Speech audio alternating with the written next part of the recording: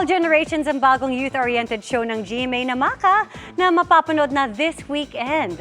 At mag-vote-in ang Gen Z at Gen X stars sa show na tila mini reunion ng That's Entertainment. Makichika kay Lars Santiago. Magsasara na daw ang Maka High? Pinalakpakan sa media conference ang trailer ng bagong youth-oriented show ng GMA, ang Maka. Bonus pa dahil live ring kinanta ni Zephanie ang isa sa mga OST o official soundtrack ng series.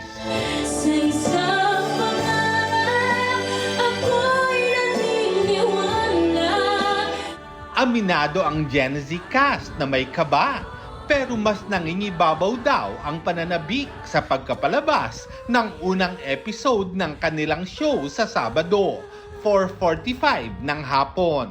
Yung impact ng story sa amin bilang, yun nga po, nung nagtitaping kami, medyo naging marami pong struggles and challenges sa weather and just working together. But then seeing it po, it's like, eto na yun guys. We're so happy, so thankful na this is it. This is finally it, na mapapanood nyo na this Saturday ang Maka. Yung trailer pa lang, first 2 trailers pa lang, sobrang ganda na po. So, paano pa this Saturday? Your one and only Bangus Girl! Doble naman ang excitement ng ibang bida dahil first GMA series nila ito. Nakaka-proud po dahil yung Bangus Girl, di ba, kabilang dito sa Maka. Artista na po! I'm sure mapapalabas naman namin yung mga talent namin lahat. Sobrang inaral at pinaghandaan din nila ang kanilang mga karakter. Tiwala ka lang, darating din ang araw mo. Kailan? Kumbaga, tip of an iceberg pa lang po ito kasi marami pa po kayong aabangan. Challenging po siya para sa akin kasi first time ko pong magtaray sa ka-eksena ko. Yeah, pero I'm happy po and I find it as a blessing in disguise. Ngayon ako naman yung nambubuli, so excited din ako kung paano tatanggapin ng mga tao yung character ko. Ang Maka ay hindi lang pagsasama-sama ng Gen Z stars, kundi reunion din ng ilan sa mga kilalang teen stars noon.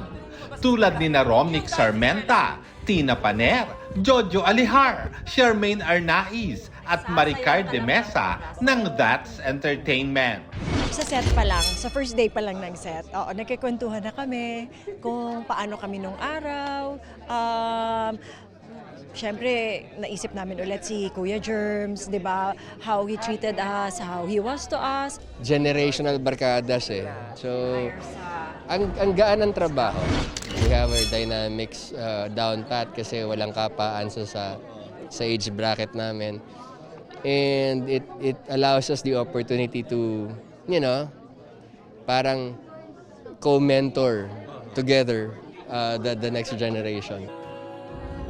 Lars Santiago, updated sa showbiz happening.